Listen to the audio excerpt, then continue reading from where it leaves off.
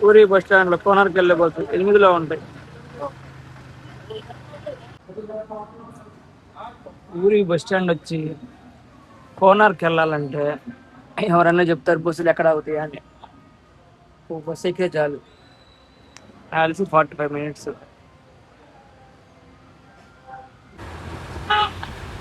Bus cost వచ్చేపాటికి 60 rupees. 1 hour పైనే పట్టింది ఇక్కడికి రావడానికి. చూసుకొని ప్లాన్ చేసుకోండి. ఊరు నుంచి కోనార్కి వచ్చా, మొత్తం ఇలాంటి బస్సులే, ఇంకా సిండికేట్ అనమాట. టికెట్లు గిట్టెకి ఏముండవు. పెట్టినేమో అక్కడ అంట. వాస్తవానికి ఇది ఎగ్జిట్ రూట్. దీని పక్కన ఇంకో రూట్ ఉండిద్ది, అటు నుంచి వెళ్ళాలి ఎంట్రీ. అటు వెళ్తే మ్యూజియం ఉంటుంది. ఇది వరకు వచ్చినప్పుడు ఇక్కడ జీడిపప్పు బాగా అమ్మేవాళ్ళు, చాలా తగ్గిపోయాను. అక్కడ కొట్టే చూసిన జీడిపప్పు ఉండేది. 2023లో వచ్చా, దానికి దీనికి చాలా డిఫరెన్స్ ఉంది. కొట్లో జీడిపప్పు ఎప్పుడు జీడిపప్పు. అసలు లెక్క అయితే ఎంట్రీ ఇటు నుంచి, కానీ అటు నుంచి వచ్చా, అటు నుంచి రాకూడదు, అది ఎగ్జిట్ రూట్ అది. ఇప్పుడు నేను మ్యూజియంలో ఉన్నా. ఒకసారి ఇక్కడ చూడండి, సూర్య భగవాన్ టెంపుల్ ఎక్కడెక్కడ ఉన్నాయో మన ఇండియాలో మొత్తం చూపిస్తున్నారు లొకేషన్స్తో.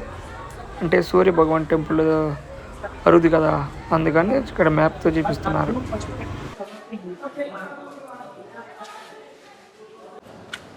Actually sun temple, Konark sun temple ఇలా ఉన్నారు, అని ధ్వంసం చేశారు. ధ్వంసం చేసిన వాళ్ళు దేశం లేదు కానీ పోషిస్తున్నాం, తిండి పెట్టి బాగా మేపుతున్నాం.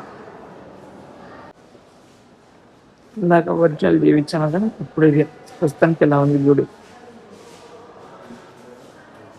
మొత్తం ధ్వంసం చేసేసారు ఎక్కడికెక్కడ.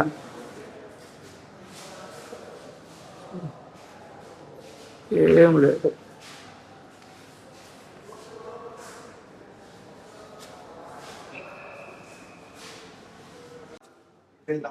యాక్చువల్లీ గుడి మీద ఇలా ఉండాలి,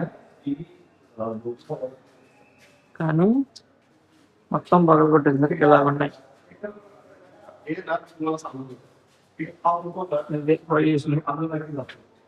అయిపోయాను, అలాగ ఉండాలి. ధ్వంసం చేసేది.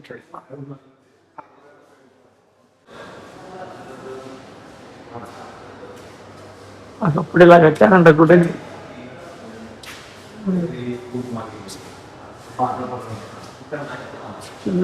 టెంపుల్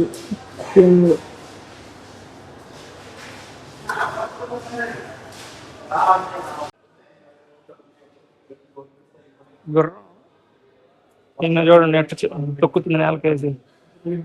ఆయన డోలీ, ఆయన ఏమో సవారీ చేస్తున్నాడు. ఆయన అట్ట కథను తొక్కుతుందిగా, ఆయన చూడండి అణిగిపోతున్నాడు కింద పడి. ఇద్దరిని తొక్కుతుంది కింద వేసి గుర్రం, ఇద్దరిని అణిగిపోతున్నాడు ఆయన. చూడండి ఆయన కానీ ఈయన కానీ కళ్ళ కట్టినట్టుంది. ఈ గుడిని ఎలా కట్టారనేది వీడియో రూపంలో ప్లే చేసి చూపిస్తున్నారు, కానీ హిందీలో ఉంది. హిందీ వచ్చిన వాళ్ళకైతే పర్లా, రాని వాళ్ళకి కొంచెం ఇబ్బంది, కానీ చూస్తుంటే అర్థమైపోతా ఉంది.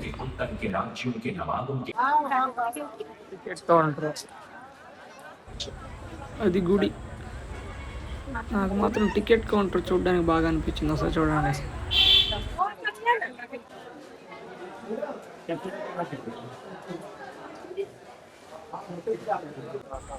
టికెట్ కాస్ట్ 40 రూపాయలు అంట.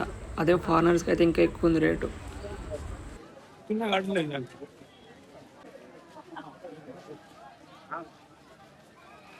ఇదివరకు దాని పైకి కూడా ఎక్కనిచ్చారు 2023లో వచ్చినప్పుడు నేను, కానీ ఇప్పుడు లేదు ప్రజెంట్. ఎవరు ఎక్కడ ఇట్లా చివరిది ఆన్లైన్, మొత్తం ఆఫ్లైన్ కౌంటర్.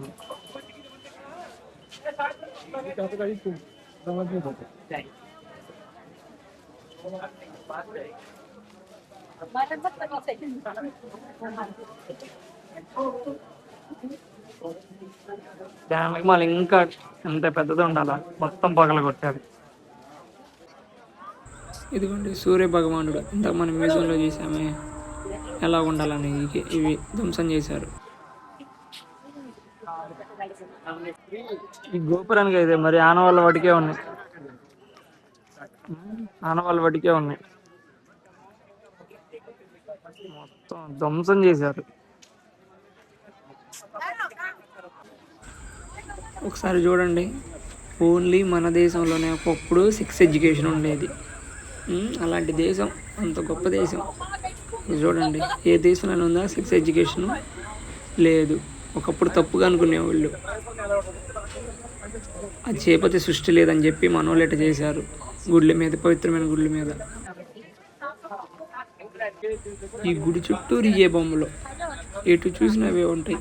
ఇప్పుడు తప్పు కావచ్చు, ఒకప్పుడు ఇలాంటివి చెప్పపోయినట్టయితే అసలు ఇంత జనాభా ఉండేవాళ్ళే కాదు, మనం ఉండేవాళ్ళమే కాదు ఫస్ట్. అసలుకి అలా ప్రదక్షిణ చేసినట్టు చేస్తున్నారు గుడ్డు చుట్టూరు. బాగా సోషల్ మీడియా వచ్చిన తర్వాత బాగా ఎక్కువైపోయారు. భారతదేశం అంటే ఏదో తెలుసుకుంటున్నారు, ఇది భారతదేశం అని. ఒకప్పుడు ఎలాగుండేది, ఇప్పుడు ఎలాగుంది, ఎందుకు ఇలాగైందని కూడా తెలుసుకున్నారు. చూడండి ఎంత పెద్ద కట్టడం ఇది. ఇక్కడ దీని వెనక మళ్ళీ దానికన్నా పెద్దది ఉండాల, డబల్ ఎత్తు, మొత్తం కూల్చారు. తెలుసుకుంటున్నారు. సూర్య భగవానుడు ఇట్లాంటి 4 దిక్కులు ఉండాల, మొత్తం పగలు కొట్టారు. అదొక్కటే ఉంది, దానికి అప్పటికి అది ఏమి లేవు. ఇదిగోండి చూడండి, మొత్తం ఎక్కడికెక్కడ పగిలిపోయినాయి. లోపల సూర్య భగవానుడి విగ్రహం గాలో తేలేది, కింద ఒక ఐస్కాంతం, పైన ఒక ఐస్కాంతం. నచ్చకపోతే వదిలేసి వెళ్ళిపోవాలే కానీ ఇలా పగల కొడతామేందు. ఏమనంటేనే హిందువులు మళ్ళీ చరిత్ర తెలియకుండా అన్ని మతాలు సమానమే అనుకుంటున్నారు. అన్ని మతాలు సమానమైనప్పుడు ఇలా పగల కొడతాం ఎందుకు? మనకేనా హిందువులు వాటికేనా అన్ని మతాలు సమానం? వాళ్ళకి లేదా అన్ని మతాలు సమానం?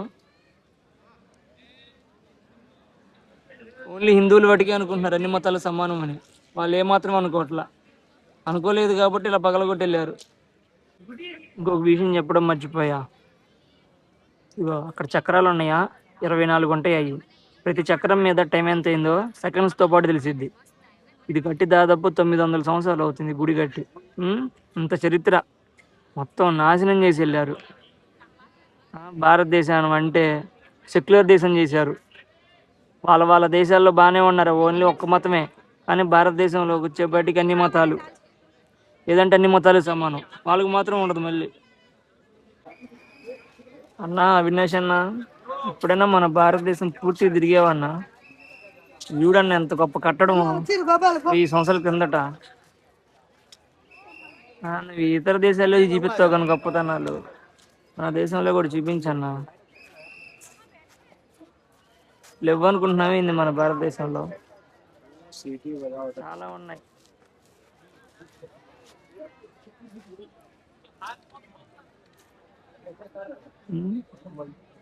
దీని చరిత్ర తెలుసా నీకు? అసలు తెలియదు. ఆ తెల్లోళ్ళు భారతదేశాన్ని దోసుకుపోయింది మాత్రం అది చెప్పవు. ఇంతగాడికి వాళ్ళు గొప్ప అంటూ దేశాన్ని నాశనం చేసి వెళ్ళారన్న. ఈ దేశంలోనే పుట్టావు, ఈ దేశంలో పుట్టకపోతే వాడు తిరిగేవాడుగా, ఆ స్థాయిలో ఉండేవాడుగా. ఇటు నుంచి బయటకు వచ్చాం,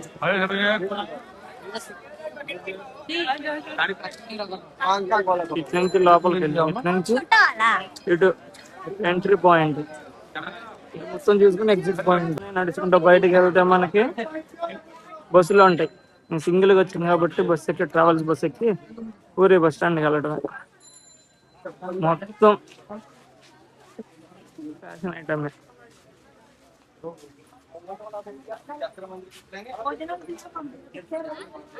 ఇటు చూసిన గొడ్లే, చిన్న చిన్న స్టార్లు.